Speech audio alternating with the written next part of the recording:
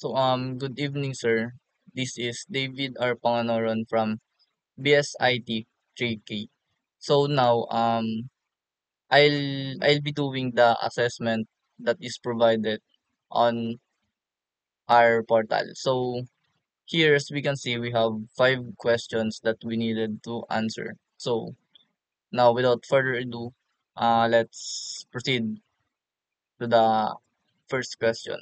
So, here, it asks that what is Eloquent ORM in Laravel and how does it simplify database interaction? So, etong Eloquent ORM is parang way siya ni Laravel kung paano mag-handle ng databases. So, instead na gamit tayo ng magusulat tayo ng mga row na SQL queries, dito sa Laravel is gumagamit tayo ng models like PHP na pwede natin gamitin para i-represent yung mga tables. So, this way, mas magiging simple yung paggamit natin or paggawa natin ng or pag-handle ng database natin, and by doing this is mas magiging easier yung work and mas cleaner siya tignan because of the use of simple PHP na simple PHP. Yun.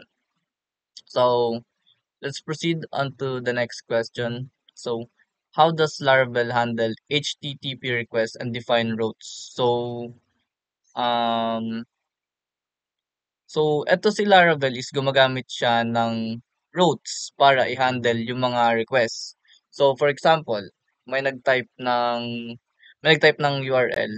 So, si Laravel is hahanapin niya yung magma-match, like yung match sa yung routes na magma-match dun sa tinype nung user.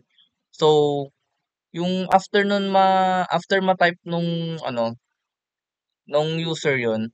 So, si Laravel naman is parang ipaprocess niya yun, tapos mag-send siya ng response. Like, kunyari may nag-type ng itong URL na 'to, like sa homepage.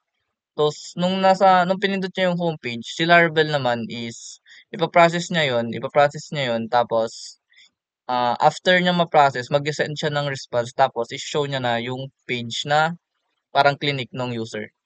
So, yun. And now for the question number 3. So explain the role of Blade templating engine in Laravel. So itong Blade templating engine sa Laravel is built-in siyang templating engine. So yung use nito is parang mas mapapadali mo yung pag-mix ng PHP and HTML without making your code messy. Like hindi siya sobrang unorganized, like ang gulo-gulo. So dito sa Blade, pwede tayong gumamit ng if statement for conditions and for each for loops. So dito sa Blade na 'to is pwede tayo gumawa ng layouts, tapos pwede natin magamit yung layout na ginawa natin for multiple pages. So pwede silang mag-share dun sa layout na ginawa mo. So this way, pwede natin ma-keep yung design natin, and pwede natin ma-keep yung design natin na clean, malinis, and reusable. So, this means na time consuming na din siya because it is now reusable. So, what are the proceed na tayo sa next question. So, here, what are the security features provided by Laravel? So, maraming built-in feature tong Laravel. Like, it has authentication, may password hashing, meron siyang mga encryption para makip yung user natin na yung mga account ng user natin na safe and sensitive siya. Sensitive and date safe. So, hindi siya basta-basta like, ma, yung malalaman, like,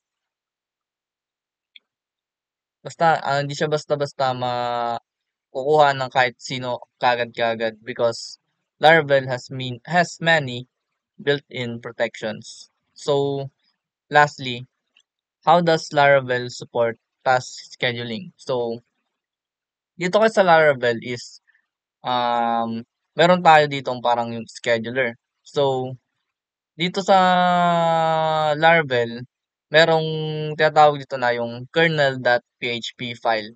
So, pwede tayong mag-set ng tasks dito sa kernel.php files like sending out emails, ganyan, generating reports, tapos dito sa scheduler, once na naka-define na tayo ng schedule like kunyari, gusto mo mag-send out ng emails everyday. So, si Laravel naman is once na na-set mo na yung tasks na yun, is si Laravel is automatically niya nang i-run yung mga tasks na yun at the specified time needed ng without us na need pang i-manually set up yung kailangan gawin. Like for example, so mag-send out ng emails every day at around 8 p.m. So, need mo lang siyang i-configure tapos after mong magawa yun is si Laravel na ang bahalang maggawa nung task na yun automatically without doing it manually again. So, yun lang po. Thank you for listening po. Yun lang po. Thank you.